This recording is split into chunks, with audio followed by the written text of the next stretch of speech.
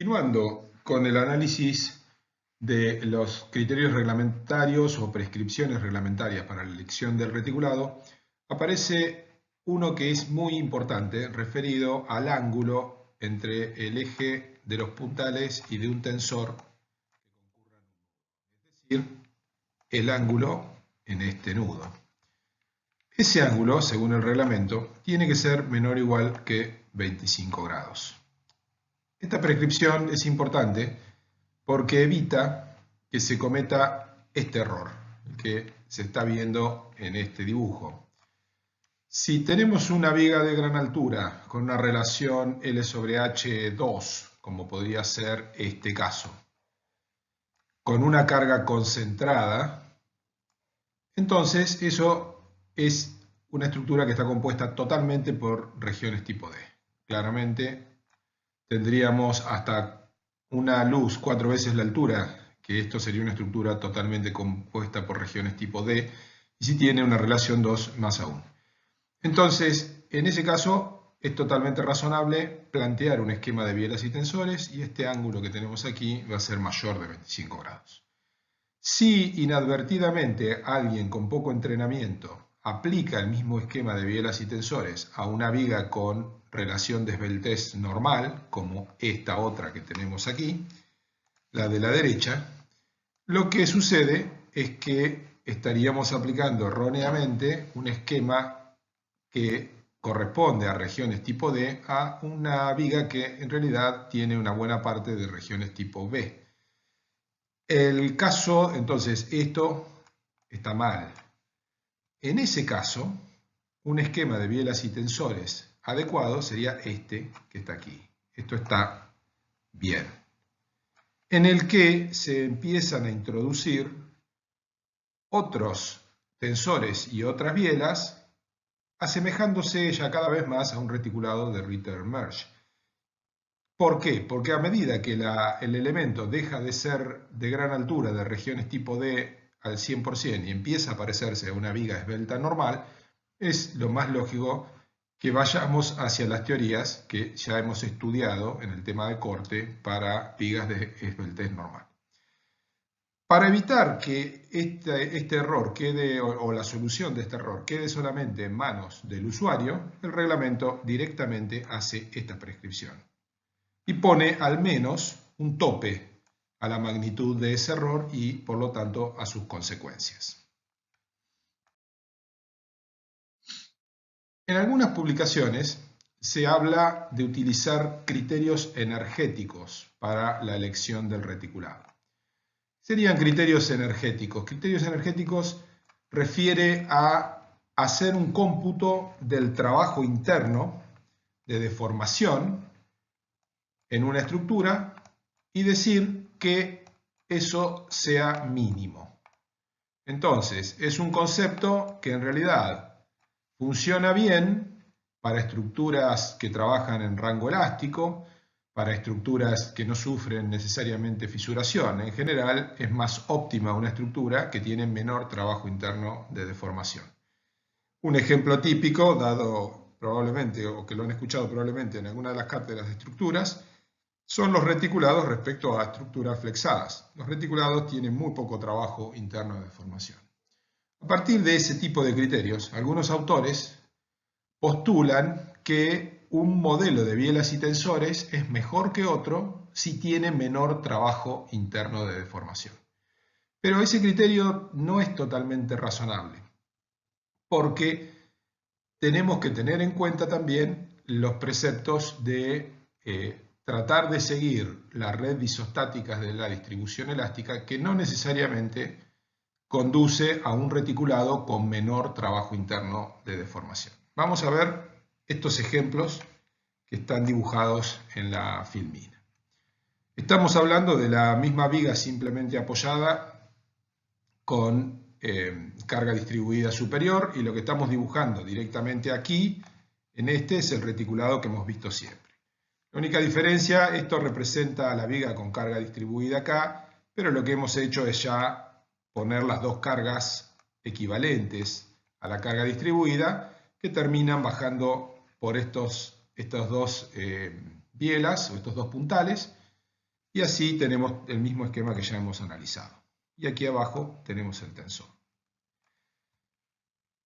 Este esquema, este modelo de bielas y tensores tiene un determinado trabajo interno, vamos a llamarlo trabajo interno 2,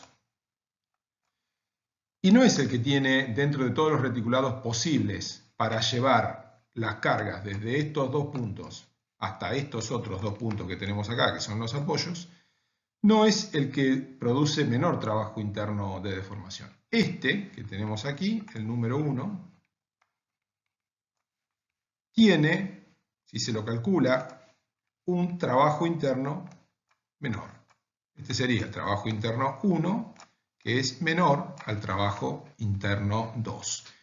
Eso es fácil de ver por dos razones. En primer lugar, tiene longitudes de barra similares. Si se las suma, están en diferentes lugares, pero son similares. Pero lo que sucede es que la tracción aquí, esta tracción, es menor que la tracción que tenemos en esta otra barra. ¿Por qué razón es menor?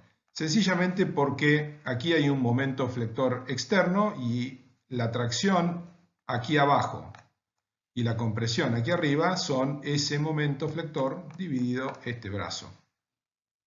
Este brazo aquí es más grande que el brazo aquí y por ende la tracción en la barra inferior del modelo 1 y en la biela, en la biela superior también, por supuesto, porque son iguales, es menor que en el 2.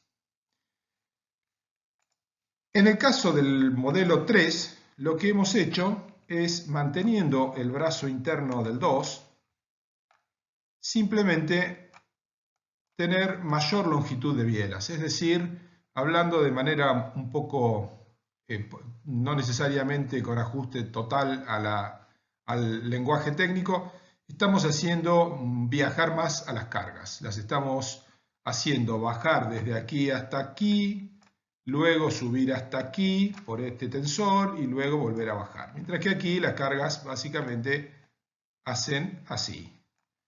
Y en este caso también directamente vienen así. Entonces, este esquema de bielas y tensores tiene un trabajo interno 3 que es mayor que los otros dos anteriores.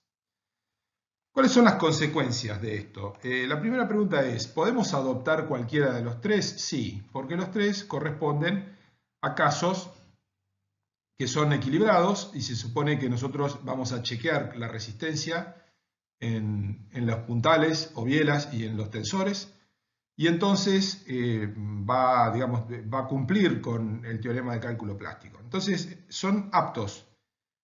Todos son compatibles y por lo tanto compatibles con los criterios de equilibrio y de equilibrio interno con las fuerzas externas y de resistencia. Pero, ¿qué sucede? El primero va a requerir de una fisuración, casi seguramente en algunos sectores, para poder llevar esta biela a la zona superior, que es donde hemos supuesto que va a estar la resistencia. ¿Por qué razón? Porque va a tener, al tener menor tracción en el tensor inferior, va a tener menos armadura y entonces va a requerir que se fisure para generar automáticamente mayor brazo interno de equilibrio del momento. El 2 es el que más se parece a la red de isostáticas de la distribución elástica, que es como comienza a trabajar la estructura cuando la carga superior es pequeña. Entonces requiere menos reconfiguración del esquema interno de equilibrio. Ya lo habíamos mencionado anteriormente y por lo tanto termina resultando mejor en ese sentido. Y el último en realidad también es totalmente apto, pero tiene algunos problemas en el sentido de que requiere colocar algunas armaduras inclinadas, lo cual es un inconveniente. No tiene ninguna ventaja respecto del 2 en términos de fisuración mayor o menor, probablemente sea un poco mayor, y en definitiva no tiene ventajas relativas. Sería más elegible seguramente el 2. Entonces, el criterio energético, para cerrar el tema de la filmina, el criterio energético no necesariamente es un criterio con el que tengamos que elegir el reticulado, sino que Hay que hacer todas las consideraciones que hemos realizado sobre estos dibujos. Habíamos mencionado, y lo vimos en la filmina anterior, que no hay un único modelo para resolver el problema. Entonces, bajo la premisa de que los modelos no son únicos, y que hay múltiples soluciones posibles, como, insisto, vimos anteriormente, esos 3 modelos para el mismo problema de llevar cargas de un punto al otro, también analizamos el hecho de que la elección del modelo o esquema de bielas y tensores que nosotros realicemos nos va a relacionar o nos va a llevar a tener mayor o menor fisuración o fisuración en diferentes lugares. Es decir, según el esquema de bielas y tensores que elijamos, vamos a tener mayor o menor fisuración y al mismo tiempo, dentro de esa graduación de mayor o menor, la fisuración puede estar en lugares diferentes. Entonces, vamos a analizar un problema muy simple, que es el de llevar esta carga de este punto a este punto con la restricción de que aquí hay un hueco.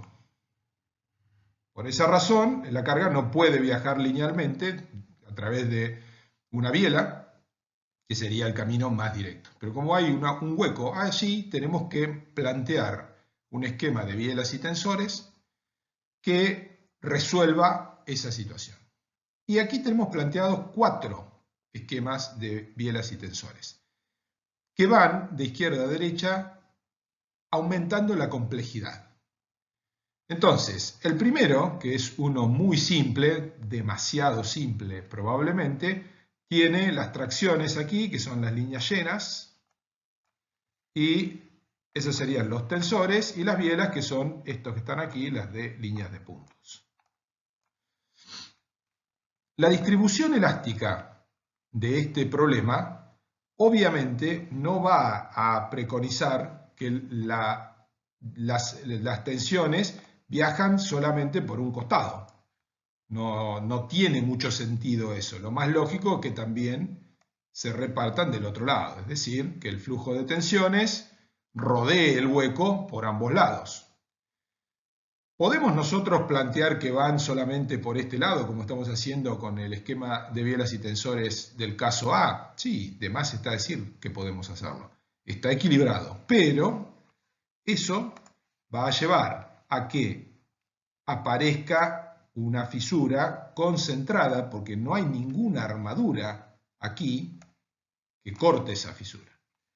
En cambio, por el lado que hemos elegido hacer la trayectoria de desvío, que es por aquí, hay fisuras, pero esas fisuras están controladas por la armadura, lo cual es básicamente lo que nosotros estamos buscando. Si evolucionamos, y vemos también que aquí aparecen otras fisuras que tampoco están controladas por ninguna armadura.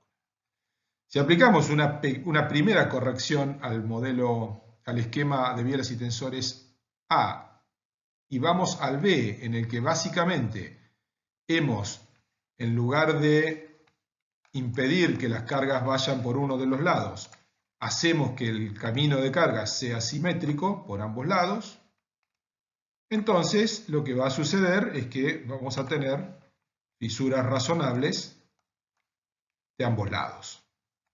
Porque ahora tenemos armadura que controla esas fisuras tanto de este lado como de este otro lado. Pero se mantienen estas fisuras.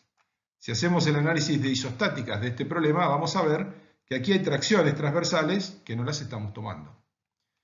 Entonces, este es un modelo apto, es mejor que la A, claramente, porque la verdad es que cuando se tiene un problema, esta es una regla básica del análisis estructural y del diseño de estructuras en general. Cuando se tiene un problema en el cual hay simetría de cargas y de geometría en torno a un eje, por ejemplo, en este caso, el esquema de bielas y tensores, lo más razonable es que no viole esa simetría, que mantenga esa simetría para tener un funcionamiento que se va a parecer a lo que es el funcionamiento elástico del problema. Si la estructura es simétrica geométricamente materialmente y de cargas, el funcionamiento elástico va a ser simétrico, con la misma simetría. Si nosotros ponemos las bielas y tensores asimétricas, ya lo vamos a estar apartando de ese tipo de funcionamiento que es el inicial. En el caso C, lo que estamos viendo es que aquí estamos agregando dos tensores, pero aquí no estamos poniendo nada. Y en este otro caso, para avanzar directamente en los dos, lo que estamos haciendo es poner nuevos tensores de manera simétrica. Simétrica respecto a este eje, ¿no? Este eje que viene aquí. El eje diagonal que tenemos aquí. Bueno, el modelo D es mejor que el C, obviamente, porque respeta la simetría. Y también es mejor que el B, porque está ubicando armadura donde el modelo B y también el A no podía controlar bien esta fisuración bastante intensa. Entonces, el modelo C, como no tiene armadura en este sector, va a seguir teniendo esta fisura, y el modelo D va a tener un adecuado control de fisuración en todos lados, porque tiene armadura aquí, como el modelo B, y también tiene armadura aquí y aquí. Entonces, lo que se ha pretendido con este ejemplo es mostrar cuál debería ser el análisis y la evolución que nos lleva a un esquema de bielas y tensores adecuado, dentro de las múltiples soluciones posibles. Se podría decir que son infinitas soluciones posibles, en la práctica no van a ser infinitas, pero sí son múltiples. Se podrían elegir otros esquemas de bielas y tensores para este mismo problema muy simple de, entre comillas, pasar una carga a través de un hueco en una estructura. Yendo a un ejemplo un poquito más complicado, en términos de mostrar que los modelos no son únicos, veamos esta situación. Tenemos una viga de gran altura que tiene una carga superior, que es casi una carga concentrada, son dos cargas aplicadas superiormente, pero prácticamente es como tener una de 2000 kN, y apoyada en dos puntos inferiormente, con la diferencia de que no hay simetría, la altura de la pieza varía, tiene este pequeño escalón y que tiene un hueco al medio. Entonces, básicamente hay que llevar esta carga hasta los apoyos rodeando este hueco. Las reacciones, bueno, por supuesto, siempre tiene que haber un chequeo y un equilibrio entre reacciones y cargas actuantes. En este caso no se está teniendo en cuenta el peso propio de la estructura, claramente, porque las dos reacciones suman exactamente lo mismo que tenemos aquí arriba. Y eso puede ser así dependiendo, obviamente, de que las cargas externas sean, si son mucho mayores que el peso propio, se podría obviar el peso propio en el análisis del esquema de bielas y tensores. Entonces, aquí se ven numerosos esquemas de bielas y tensores, desde uno que cada uno de ellos tiene una concepción estructural un poco diferente. Vamos a analizarla. Veamos esto. El primer esquema de bielas y tensores, el modelo, este que se llama modelo sencillo, lo podríamos denominar un modelo en el cual nosotros estamos suponiendo que esta estructura va a trabajar como una viga aquí abajo,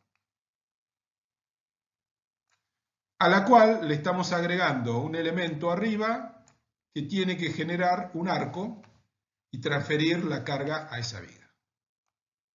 ¿Por qué lo estamos conceptualizando o interpretando así?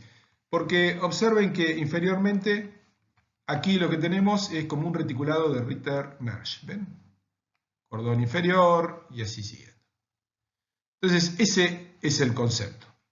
Este otro modelo que tenemos acá, como dice el epígrafe, es nada más que un refinamiento del modelo A. O sea, tiene alguna biela más, es un poco mejor, pero el concepto es el mismo. Es dejar que todo lo superior a esa viga, o sea, todo esto no lo hacemos trabajar estructuralmente nada más que para transferir la carga superior a esa viga.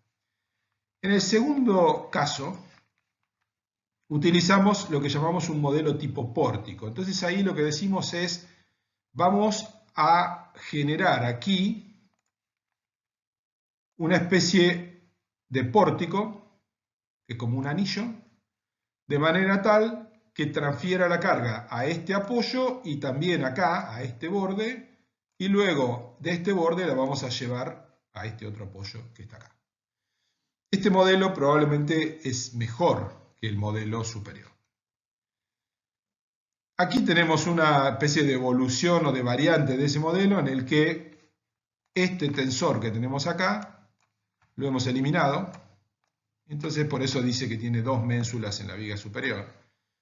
Bien, lo que va a suceder es que acá vamos a tener más tracción en estos tensores que acá.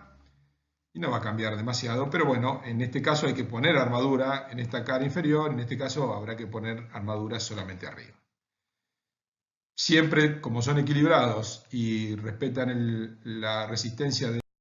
Un aspecto muy interesante de los modelos biela-tensor o esquemas biela-tensor es que se pueden utilizar para regiones tipo B. Esa es una aplicación muy importante.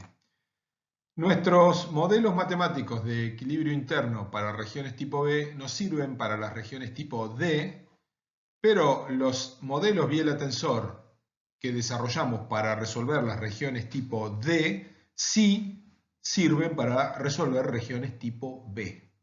Es lo que ya hemos visto en algún momento en corte, lo hemos mencionado. Y esto es muy interesante porque abre una posibilidad que vamos a mencionar a continuación a partir de ahora. Veamos lo que sería un modelo de bielas y tensores para algo que en realidad es una región tipo B. Y sin embargo, nosotros podemos resolverlo de la misma manera. ¿Cómo sería eso?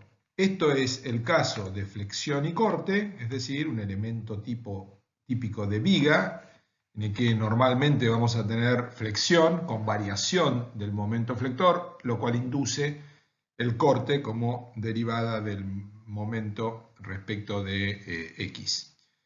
Entonces, ¿cómo sería ese esquema? Es muy simple. Tendríamos tensores que representan la armadura inferior, tensores aquí que representan a los estribos, y tendríamos bielas que representan el cordón superior y las diagonales comprimidas. ¿Qué está equilibrando esto externamente? Está equilibrando a través de estas dos fuerzas iguales y opuestas el momento, y a través de estas fuerzas así y esta otra que está acá el corte. Entonces sirve para flexión y corte. Y se puede aplicar, como dijimos, para una región tipo B, con algunas consideraciones que tendríamos que hacer para que la distancia que tenemos entre la cara superior y el eje de la biela sea igual a A dividido 2 para flexión, por supuesto, pero se puede emplear sin ningún inconveniente.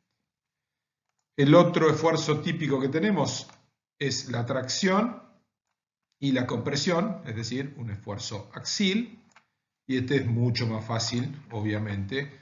En tracción vamos a tener dos tensores, en compresión vamos a tener dos bielas,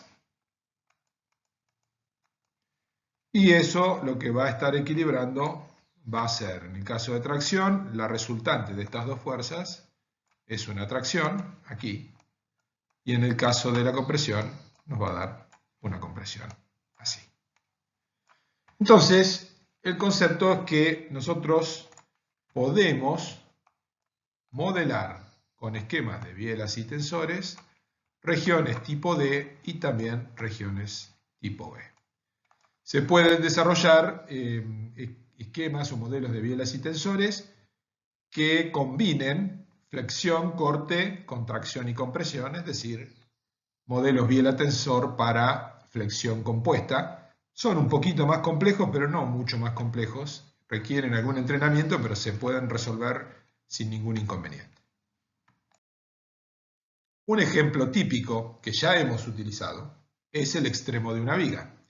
En el extremo de una viga lo que tenemos es típicamente un momento flector aquí, tenemos un corte aquí, tenemos la reacción de la viga, esto es el extremo de viga, ven, aquí está el apoyo. Si vemos la red isostática, nos damos cuenta de que el esquema del reticulado que hemos utilizado siempre ha funcionado muy bien. Esto que está aquí es la tracción y esto que tenemos aquí es la compresión que tenemos en la biela comprimida que llega al apoyo. Y esto se puede utilizar, y lo hemos utilizado en corte, para resolver un problema muy concreto, que es el del decalaje. Nosotros en corte hemos estudiado el problema del decalaje como una especie de corrimiento geométrico en los valores de solicitaciones en las tracciones, y este esquema de bielas y tensores o modelo de bielas y tensores lo resuelve automáticamente, porque observen que equilibrando el momento en esta sección, esta tracción la tenemos aquí directamente. Entonces, hemos mencionado que el objetivo, en algún sentido, el objetivo final, al poder representar a los sectores tipo B con esquemas de bielas y tensores, el objetivo final podría ser el análisis de estructuras completas a través de esquemas de bielas y tensores o modelos de bielas y tensores, utilizándolos tanto para los sectores B como para los sectores D. Volvemos a esta figura que habíamos mostrado al principio de la clase, en la que veíamos la importancia relativa de los sectores tipo B y sectores tipo D. Habíamos dicho que para nada hay uno que predomina respecto al otro, que son bastante equivalentes en términos de extensión. Entonces, el concepto de poder analizar la estructura completa con una metodología que sirva para ambos tipos de regiones es muy atractivo. Realmente es un objetivo hacia el cual vale la pena tratar de dirigirse. ¿Cuál sería el camino que habría que recorrer en ese sentido? Hay que mencionar que no es una metodología que se esté utilizando actualmente de manera masiva, pero es una tendencia que está siguiendo la ingeniería estructural, en el caso del hormigón armado, del hormigón estructural, para tratar de ir en esa dirección. En primer lugar, habría que hacer el anteproyecto y predimensionado, lo cual es un paso que se tiene que dar en cualquier situación. Es decir, se utilice la metodología que se utilice para resolver el problema de la estructura de la resistencia del hormigón armado, el anteproyecto y predimensionado, hay que resolverlo. Lo han visto en el PEB y en el SEB. Hay algunas reglas de uso común que nos permiten dar unas dimensiones aproximadas que luego pueden ser ajustadas, pero el concepto es que esos ajustes no sean groseros, es decir, no predimensionar algo que tenga 0,40 metros de altura y luego resulte tener 0,15 o 0,92, sino que se ajusten en más o menos 5 centímetros o algo similar a ese tipo de variación. Luego lo que se hace en el camino actual es reducir las estructuras y cargas reales a lo que llamamos esquemas de cálculo. Las estructuras tienen ancho, alto, tienen cartelas, son elementos volumétricos, y nuestros esquemas de cálculo son en general esquemas de líneas, o sea, modelos de barras, y en algunos casos modelos bidimensionales planos que no tienen necesariamente espesor. Las estructuras reales en estos modelos son representadas por sus ejes o por sus planos, si son losas. Y hacemos reducciones. Por ejemplo, si tenemos una carga de una columna, que en realidad es una carga distribuida en una superficie muy pequeñita, nosotros en nuestros modelos de cálculo lo ponemos como una carga concentrada.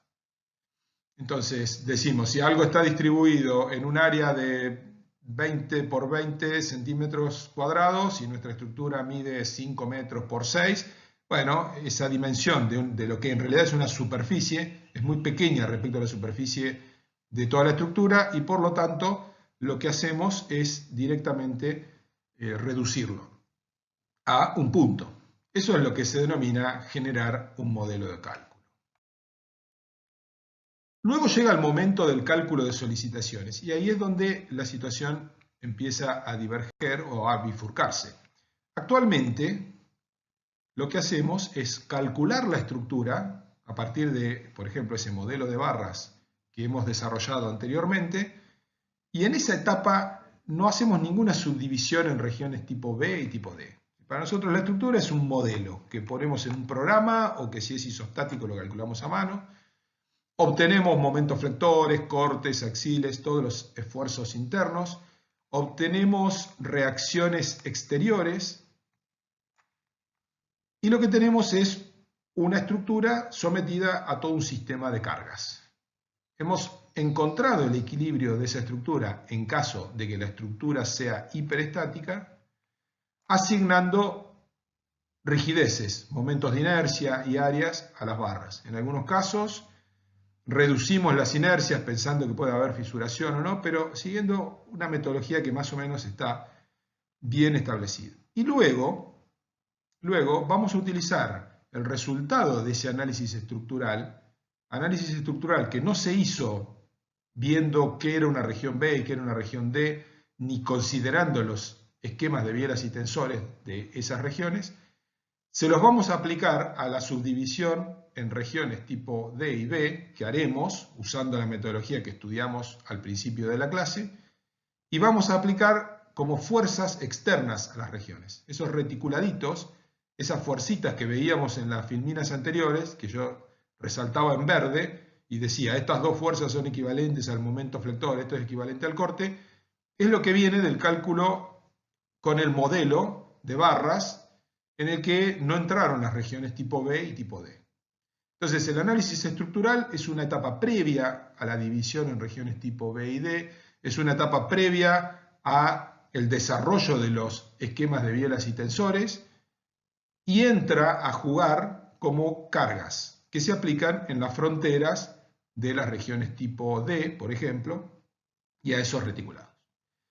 Ese es el camino actual. En el futuro, el concepto es intentar calcular reacciones y solicitaciones directamente sobre un modelo global de bielas y tensores. O sea, no un modelo que represente en la zona del apoyo de la viga, no un modelo que represente a un pequeño sector, una pequeña región tipo D, sino a toda la estructura. Cuando la estructura es isostática y el modelo de bielas y tensores que nosotros elijamos para representar integralmente la estructura también es isostático, eso conduce a un resultado único en términos de que las rigideces relativas entre las bielas y los tensores no cambian los resultados. Pero si tenemos que utilizar modelos de bielas y tensores que sean hiperestáticos, y en algunos casos no nos queda mucha más alternativa que hacerlo, necesariamente tendremos que asignar rigidez axil, porque son reticulados, a las barras de acero y lo peor, lo más complicado es a las barras de hormigón. ¿Por qué digo que es complicado? Asignar rigidez a los tensores, como los tensores representan barras de acero, eventualmente la única diferencia en lo que nos podemos equivocar es en aplicar o no la rigidización por tensión que genera el hormigón que está embebiendo al acero. Esa diferencia importa, pero no es demasiado grande. Pero cuando tenemos que aplicar rigidez a las barras de hormigón, recordemos que en un modelo de bielas y tensores, una sola barra de hormigón representa a una región grande de hormigón de la estructura. Y representa una región que no siempre tiene la misma sección. Si nosotros tomamos una biela desde un extremo hasta el otro y vamos haciendo secciones transversales, vamos a ver que el ancho de hormigón que representa va cambiando. Entonces, no es fácil asignar rigidez axial a las barras de hormigón de un modelo de bielas y tensores.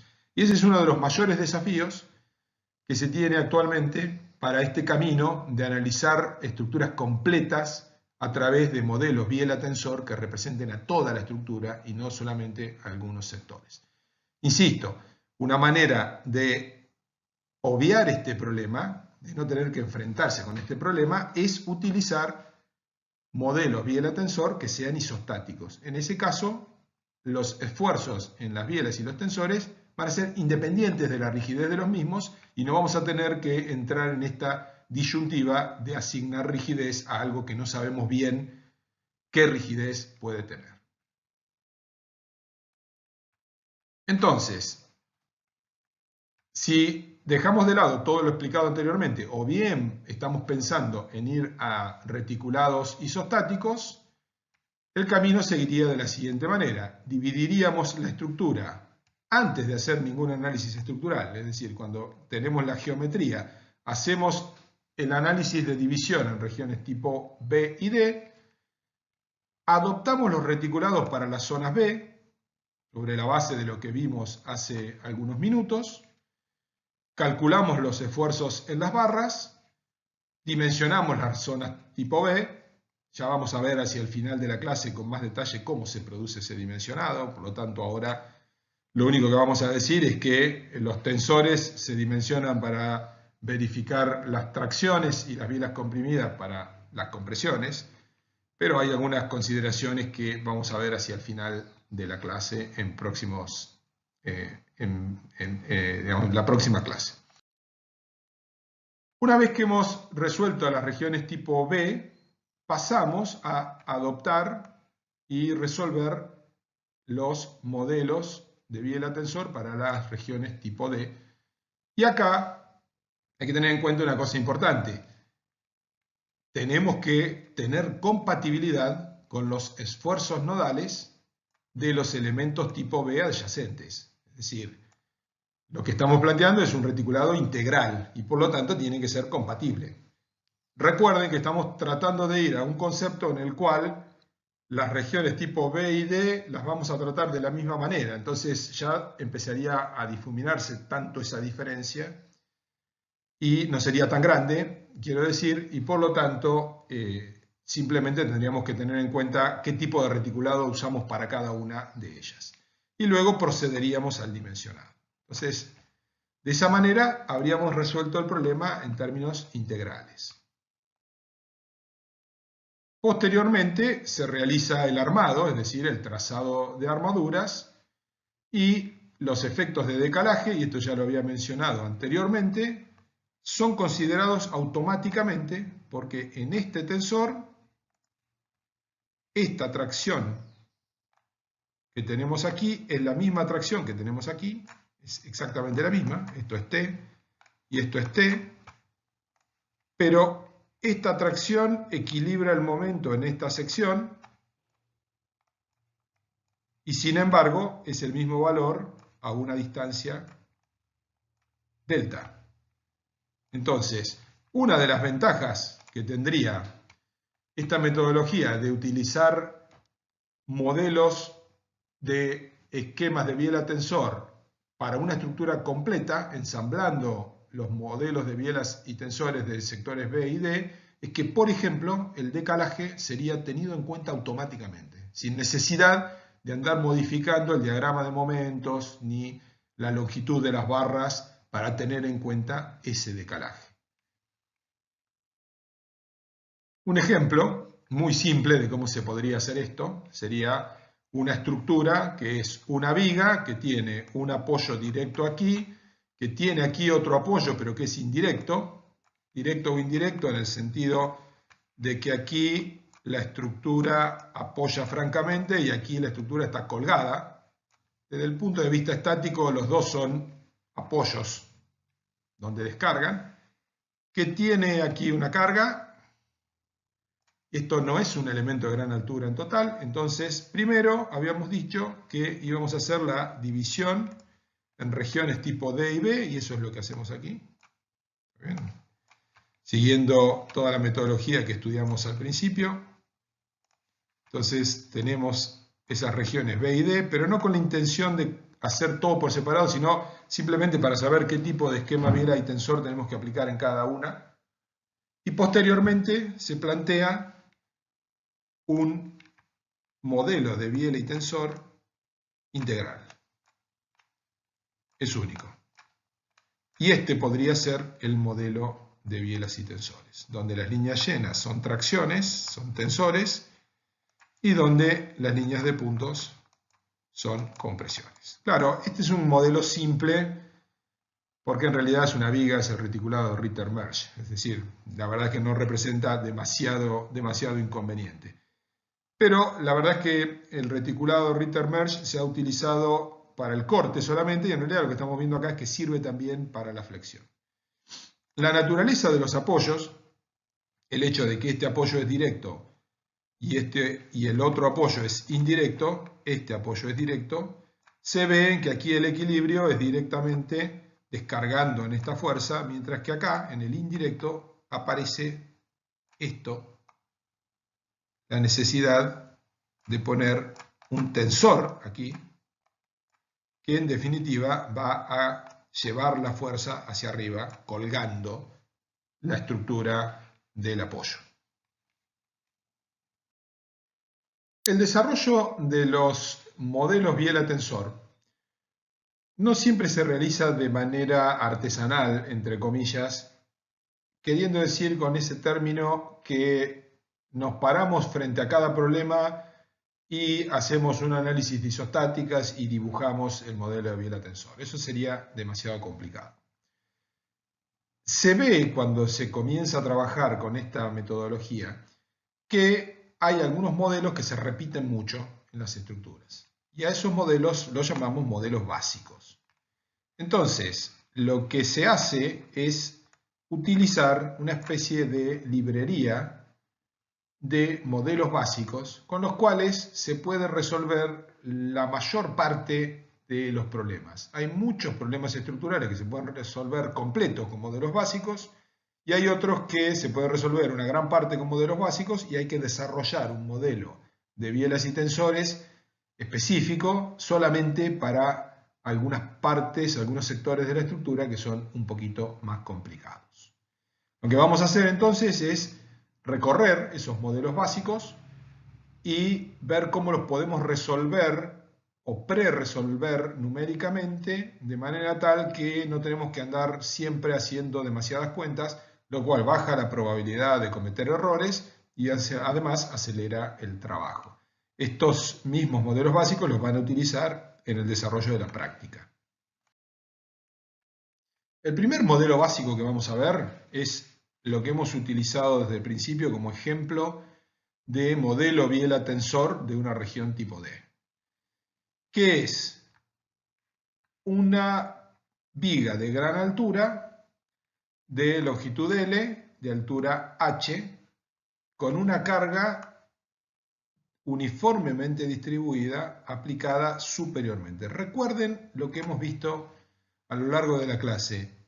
Es importante discriminar el tipo de carga para el modelo de bielas y tensores y es importante discriminar en qué lugar está ubicada la carga. Entonces, el hecho de que sea una carga uniformemente distribuida y de que esté ubicada superiormente es algo que se tiene que mantener cuando estamos utilizando este modelo básico. Y este modelo, entonces, tiene, recuerden, una tracción inferior y aquí vamos a tener en realidad dos compresiones, esta compresión aquí y esta otra compresión aquí. Tiene un solo tensor, tiene dos bielas, en realidad tiene estas bielas también, pero las que más importan son estas dos que he señalado anteriormente.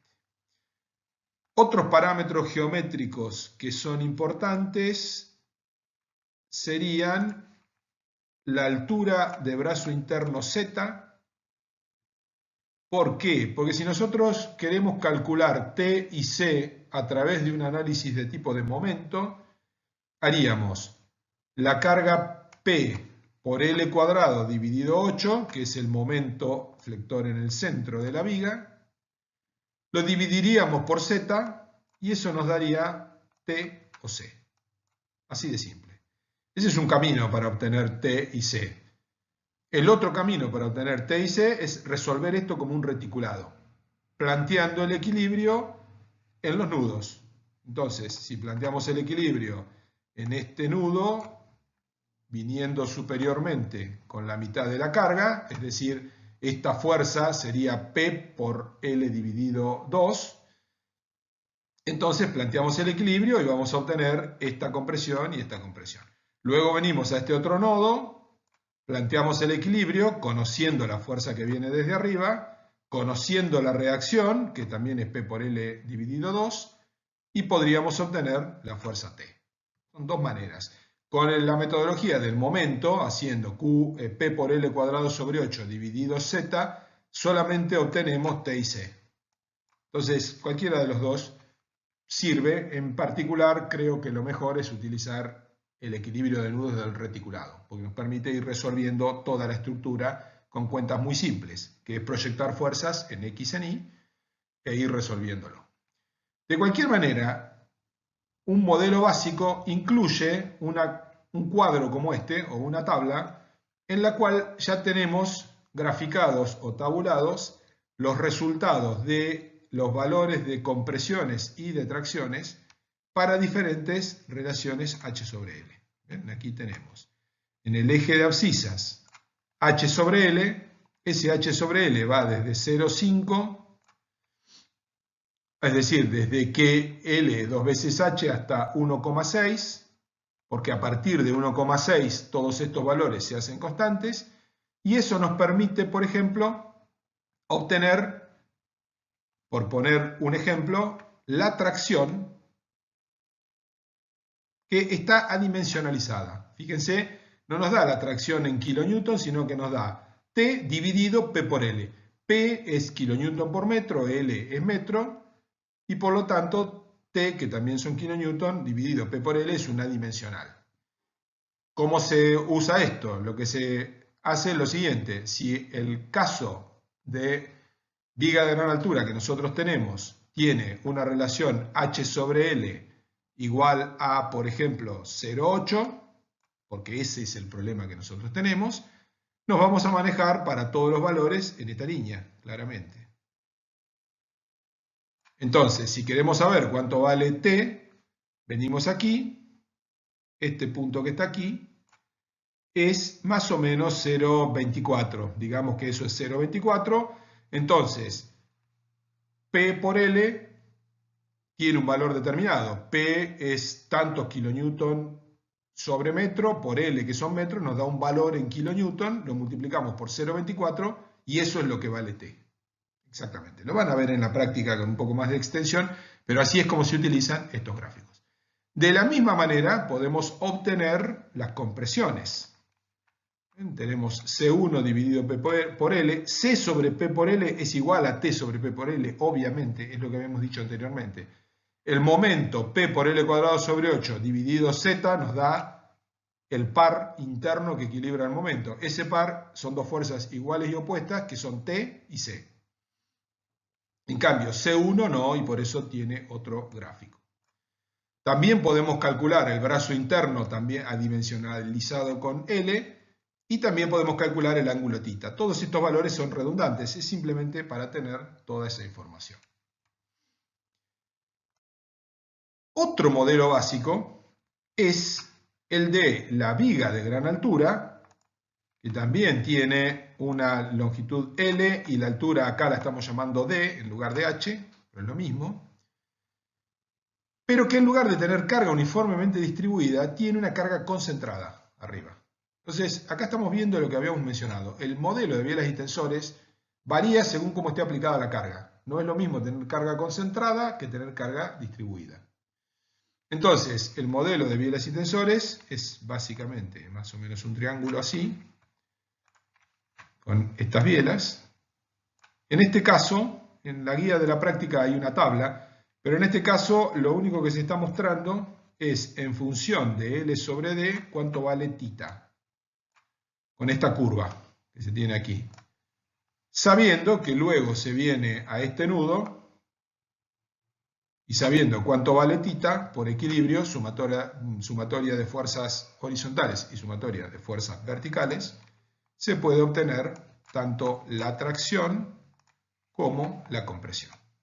Y se resuelve absolutamente y completo el modelo de bielas y tensores. Es importante señalar que cuando se tiene una carga concentrada, entre comillas, recuerden que habíamos dicho que las cargas concentradas en realidad siempre son cargas distribuidas en pequeñas superficies, como esto. Entonces aparece un parámetro importante, que es el ancho del apoyo. Estos gráficos en general valen para una determinada relación entre el ancho del apoyo A y, por ejemplo, la altura de la viga. Y normalmente se usa un gráfico y se verifica que más o menos se tenga esa relación de ancho de apoyo respecto a la altura de la viga. Otro modelo básico que podemos ver, en la práctica hay algunos más, es el de un extremo de columna.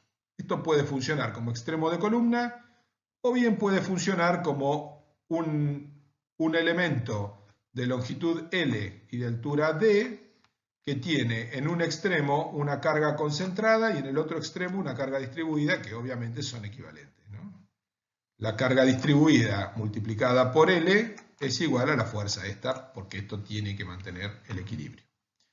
Entonces, en ese caso, el modelo de bielas y tensores es así, aparece aquí una tracción. Esto aquí puede ser el extremo de una columna que linda con una región tipo B.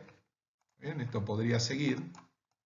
No representar un elemento estructural en sí mismo, sino la punta de una columna. Lo que pasa es que aquí la columna ya es una región tipo B. Y entonces lo que estamos viendo es cómo se distribuyen los esfuerzos en aquel sector en el cual esta carga concentrada se convierte o se equilibra ya en la región tipo B con una tensión uniforme, que es la distribución típica de columnas, lo que hemos estudiado o analizado para columnas. Una vez más, lo que hacemos en este caso, y en la práctica también hay una tabla, es no dar T y C y todo, porque aquí tenemos, fíjense, aquí tenemos un C1, digamos, esto sería un C, este sería un C que es fácil, porque este C es igual a la carga esta dividido 2, cambio C1 depende de tita, y lo que se hace es dar en función de L dividido D, y también para una relación determinada del ancho de la placa en la que se aplica la carga, el valor del ángulo tita. Y una vez que se tiene el valor del ángulo tita, se puede resolver este nudo y obtener tanto C1 como T, y con eso queda resuelto el modelo de bielas y tensores. ¿Cuál es la aplicación de esto? O sea, ¿cómo podemos ver cómo resolver esto, cómo aplicar esto para resolver una estructura completa? Veamos un ejemplo bastante simple. Tenemos una columna, es este el problema, tenemos una columna, pero claro, las columnas pueden empezar empotradas en una viga arriba y abajo, pero en este caso no es así, sino que tenemos una columna que tiene aplicada superiormente una carga concentrada y que inferiormente se tiene dos apoyos. Esto podría representar muchas cosas, podría representar hasta un tabique grande de un edificio o una columna pequeña, una cosa así. Y que tiene una relación entre la luz y la altura que es igual a 3.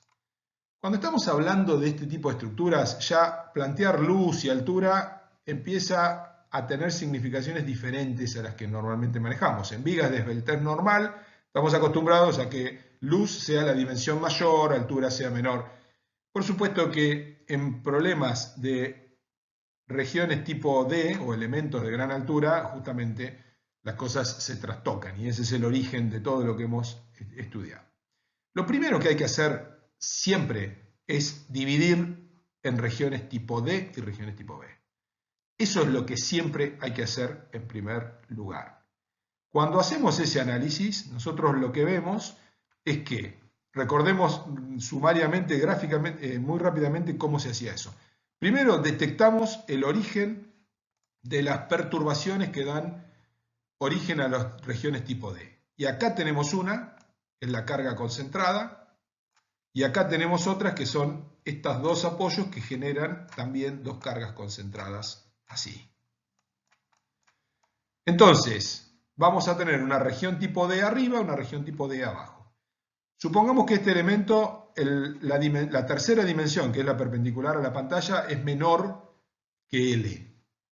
Es decir, que la mayor dimensión del sistema autoequilibrado, cuando hacemos todo el análisis para saber la extensión de la región tipo D, no está escondida en una dimensión perpendicular a la pantalla, sino que es lo que estamos viendo. Entonces, en ese caso, queda claro que las regiones tipo D van a tener una extensión L. Entonces vamos a tener una aquí arriba y otra aquí abajo. Y lo que nos va a quedar al medio es una región tipo B. Entonces, los modelos básicos que vimos anteriormente son para regiones tipo D. No lo vamos a utilizar acá al medio, porque si no, no estaríamos haciendo las cosas bien. Al medio tenemos que utilizar un modelo básico para región tipo B, que luego vamos a ver. Entonces, ¿qué tenemos en la región tipo D de arriba? Lo que tenemos en la región tipo D de arriba es un modelito que es cuadrado, con una carga concentrada arriba y una carga distribuida abajo. ¿Qué es la carga distribuida de abajo? Es la tensión uniforme que le produce la región tipo B a la región tipo D. Porque en la región tipo B la tensión es constante, porque es una región tipo B. Entonces acá lo que tenemos que utilizar es el modelo que vimos anteriormente. Este es el modelo básico que tenemos que utilizar. ¿Bien? Aquí tenemos esta tracción, aquí tenemos esta compresión, con la salvedad de que esta región tipo D tiene una relación de lados igual a 1. En general, las regiones tipo D tienen una relación de lados igual a 1. En la figura que vimos anteriormente, graficábamos θ en función de L sobre D. Lo que tenemos que hacer es entrar al gráfico con L sobre D igual a 1. Porque lo que estamos estudiando es este elemento que está acá, que es cuadradito. ¿Está bien? Lo mismo nos pasa cuando nos vamos abajo. Cuando vamos abajo, a esta región tipo D, este es el modelo, esto es esto, cuando nos vamos abajo, lo que nosotros tenemos aquí es una región, una estructura cuadrada, con dos apoyos aquí, y con una carga uniformemente distribuida, que es lo mismo que analizamos antes. Esa carga distribuida es lo que la región tipo B descarga sobre la región tipo D inferior. Este es el viejísimo modelo de bielas y tensores que venimos viendo desde el principio, desde que dijimos que era un modelo de bielas y tensores. Con la salvedad, una vez más, que tiene relación L sobre H igual a 1. Entonces nos vamos al modelo básico de la viga de gran altura con carga uniformemente distribuida superior y en el gráfico entramos con L sobre H igual a 1. Y ahí vamos a obtener esta tracción, vamos a obtener esta compresión y esta compresión. Y eso es básicamente lo que estamos viendo para el caso superior acá y para el caso inferior en este otro caso. Para terminar, les dije hace un rato, vamos a ver al final cómo sería el modelo de bielas y tensores para la región tipo B. Bueno, es muy simple, es esto. Biela aquí, biela aquí. Conectando esto con esto y esto con esto. Compresión, compresión y esta compresión en azul es igual directamente a P dividido 2. Y de esta manera, en realidad, hemos resuelto un poco el paradigma que planteaba anteriormente. Directamente hemos resuelto la estructura completa a través de su división en regiones tipo D y B, pero fíjense que también lo puedo ver como un único reticulado que da absolutamente todos los esfuerzos.